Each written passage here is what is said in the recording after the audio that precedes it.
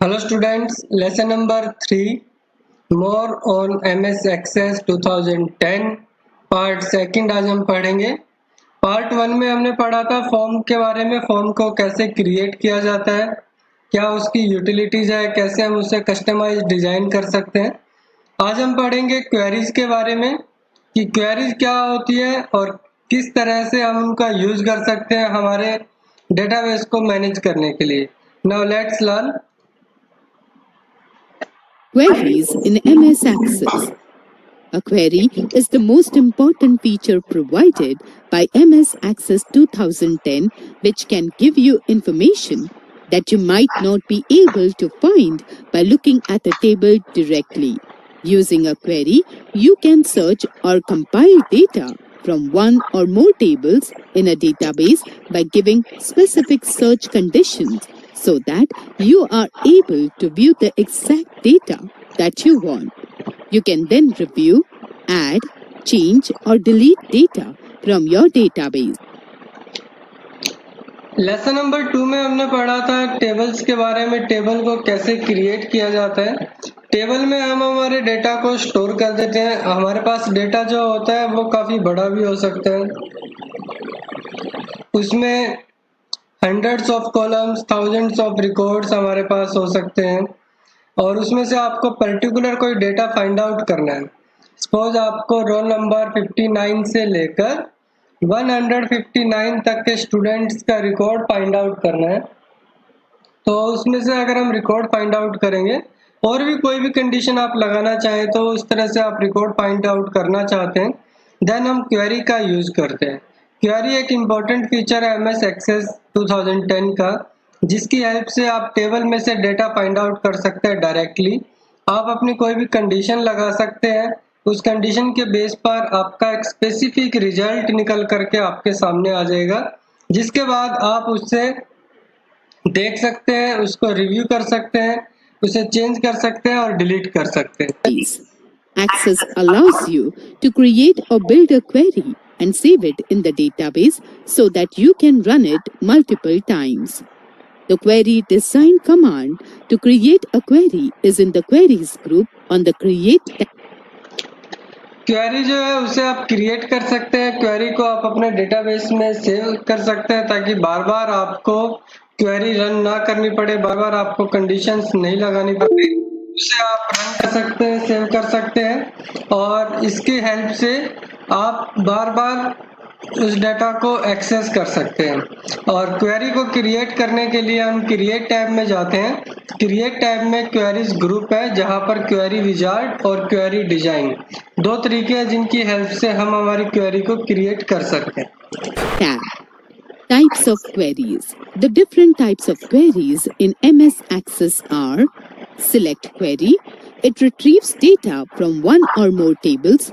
It displays the record in a data sheet to group data and to calculate sum, count, average, etc. MS access में queries के different types हैं, जिसमें से first हमारे पास है सिलेक्ट क्वेरी। सिलेक्ट क्वेरी की help से आप वन या वन से ज़्यादा टेबल में से डेटा को रिट्रीव कर सकते हैं, निकाल सकते हैं। जो भी डेटा आप सिलेक्ट क्वेरी की हेल्प से फाइंड आउट करेंगे वो आपका डेटा शीट व्यू में डिस्प्ले होगा और जिसे आप ग्रुप भी कर सकते हैं, जिसके ऊपर आप अपनी कैलकुलेशंस भी कर सकते हैं। Parameter query. It is a type of select query which prompts you for the input before it runs. The query then uses the input as the criteria that controls the result. Second type है parameter query. Parameter query में आप जब भी इसको use करेंगे parameter query को, तो वो आपके पास पहले एक इनपुट प्रॉम्प्ट आएगा, एक इनपुट ऑप्शन आएगा जहां पर आप अपनी कंडीशन मेंशन कर सकते हैं। कंडीशन मेंशन करने के बाद जैसी आपकी कंडीशन होगी उसी के अकॉर्डिंग आपके सामने आपका रिजल्ट आ जाएगा। Action query. It creates a new table or alters your data by adding, deleting, updating and appending data from it. Third हमारे पास है एक्शन क्वेरी। एक्शन क्वेरी के अंदर जब भी आप यूज करेंगे तो जो भी डेटा आपने फाइंड आउट किया है उसी डेटा को वो फाइंड करके एक न्यू टेबल आपके लिए क्रिएट कर देगा, जिससे आप बाद में उसमें ऐड कर सकते हैं, अपने डेटा को डिलीट कर सकते हैं, अपडेट कर सकते हैं, या जो भी चेंजेस करना चाहें वो भी आप कर सकते हैं। Cross-tab query. It is a query that uses a row headings and column headings so that you can see your data in terms of two categories at once. Next हमारे पास है cross tab query. Cross tab query के अंदर आप अपने जो भी table में रो की हेडिंग्स हैं या आपके कॉलम की हेडिंग्स हैं उन्हें आप कंबाइंड करके मर्ज कर सकते हैं और एक साथ आप उन्हें देख सकते हैं, जिससे कि टू कैटेगरीज, अलग अलग टू कैटेगरीज आपको एक बार में ही डिस्प्ले हो जाएगी। Structured Query Language (SQL). It is a computer language for relational database and data manipulation, which is used to insert, update, and modify data. Next type है आपके query का SQL structured query language. Structured query language जो है ये एक computer language होती है relational database management system में, जिसकी हेल्प से आप अपने डेटा को मैनिपुलेट कर सकते हैं। इट मीन्स आप उसे एक्सेस कर सकते हैं, आप डेटा को इंसर्ट कर सकते हैं, अपडेट कर सकते हैं या मॉडिफाई कर सकते हैं। Setting up relationship. Relationships are links that associate a field in one table with the same field in another table.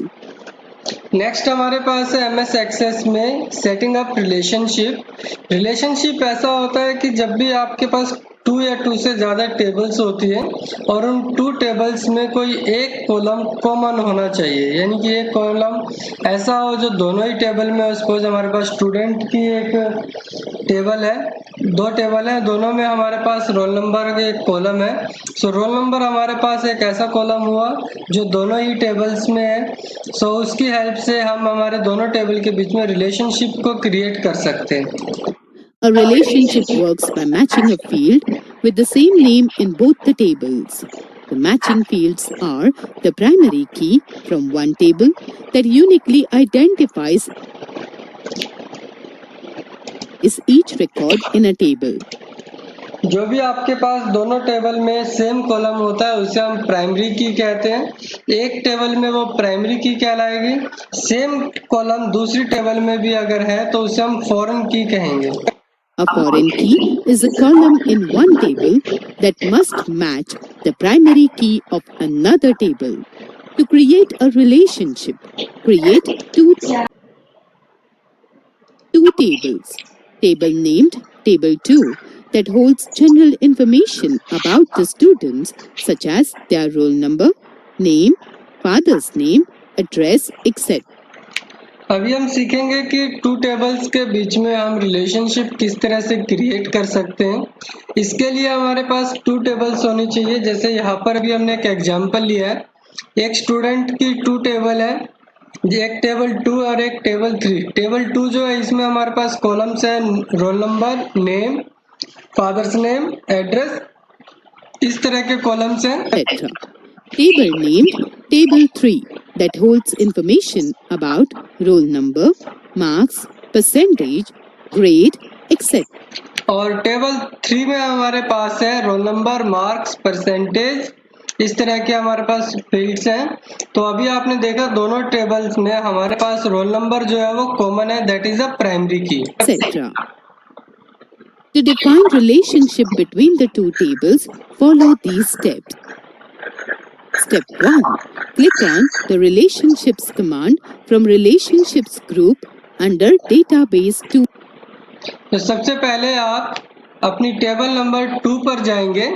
Table number 2 में जब आप जाएंगे तो यहाँ पर आपके पास डेटाबेस टूल्स जो टैब है, इसमें हमारे पास रिलेशनशिप ग्रुप है, उसके अंदर रिलेशनशिप कमांड पर क्लिक करेंगे। Tools tab. Step 2. The Show Table dialog box will open. Click on the Add button. The selected table will appear in the Relationship window.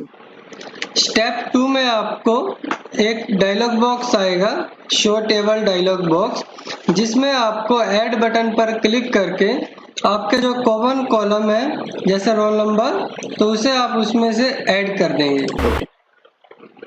Step 3. Click and hold on the primary key field of one table. Step 4. Drag the mouse pointer to the common field in the other table and release the mouse button. Then आप primary key field को select करेंगे और field को select करने के बाद आप common जो एरिया है उसमें आप ड्रैग कर देंगे। Step 5.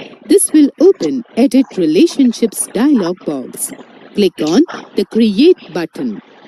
This will create a line or relationship between the related fields of the two tables.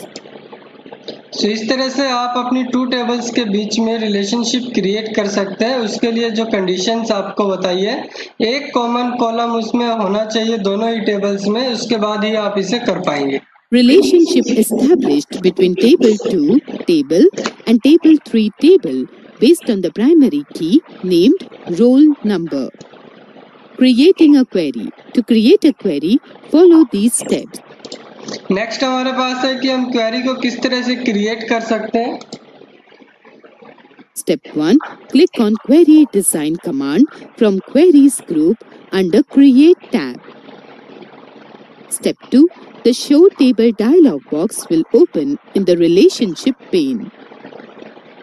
Step 3. Add the field's name to the query window and specify the criteria. अभी जो आपको steps बता रहे हैं कि आपको पहले टेबल सिलेक्ट करनी है, उसके बाद आपको फील्ड सिलेक्ट करने हैं, देन आप इसको क्रिएट कर सकते हैं। The parameters of the design grid in the bottom part of the query window are field. It is the first row of the design grid that displays the selected field names from the तो जब भी आप अपनी query को set करते हैं, design करते हैं, उस टाइम पर हमारे पास कुछ पैरामीटर्स होते हैं जो कि bottom part of the query window पर डिस्प्ले होते हैं। फर्स्ट उसमें हमारे पास है फील्ड। फील्ड जो होता है ये हमारे फर्स्ट रो होती है, जिसकी हेल्प से आप अपने फील्ड नेम जो है टेबल में से वो आप डिस्प्ले कर सकते हैं। the table. Table. It displays the name of the existing tables in the relationship. Second हमारे पास है टेबल। टेबल जो है वो आपके पास जितनी भी अभी तक आपने टेबल जो क्रिएट की हुई है उन सभी के वो डिस्प्ले करेगा, उन सभी के नेम। उसमें से जो भी आप यूज करना चाहते हैं अपने फील्ड्स के लिए उनको आप यूज कर सकते हैं। Relationship window. Show. This means that the field with the check mark will be displayed in the result and the fields with an unchecked mark will not be displayed when the query runs. Sort. It displays the data in either descending or ascending order during the run.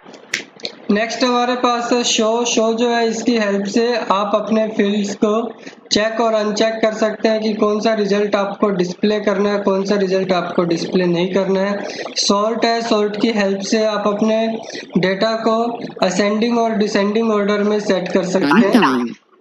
Criteria. This displays the condition on the basis of which the records will be filtered and displayed in the query out. Next हमारे पास है criteria, जिसके अंदर आप अपनी condition को mention करेंगे जिसके बेस पर आपका जो रिजल्ट है वो डिस्प्ले होगा। Output. Or it is used to set multiple conditions in a query. अगर आपको मल्टीपल कंडीशन शो करनी है देन हमारे पास वहाँ पर और फील्ड होता है और एक ऑप्शन होगा जिसकी हेल्प से आप मल्टीपल कंडीशंस को सेट कर सकते हैं। Query. After creating the query, we need to run the query by clicking on the Run button. The related records of the query will be displayed in the data sheet. तो इसके बाद आपको run button पर click करके आप अपनी query को run करेंगे। इस तरह से हम क्वेरी को क्रिएट कर सकते हैं, कंडीशंस लगा सकते हैं एंड रन कर सकते हैं। अगर आपके पास घर पर कंप्यूटर, लैपटॉप और MS एक्सेस सॉफ्टवेयर है तो आप घर से आप इसका प्रैक्टिकल कर सकते हैं। अदरवाइज जब भी आप स्कूल में आएंगे तब आपको ये प्रैक्टिकल कराया जाएगा। ये आज आपने जो पढ़ा है इसके बेस पर आपका होमवर्क रहेगा। क्वेश्चन नंबर 2 पेज नंबर 39 पर what is primary key why is it necessary to have a primary key in A table. तो अभी आपको बताया प्राइमरी की एक यूनिक फील्ड होता है जिसकी हेल्प से हम हमारे डेटा को यूनिकली आइडेंटिफाई कर सकते हैं टेबल में।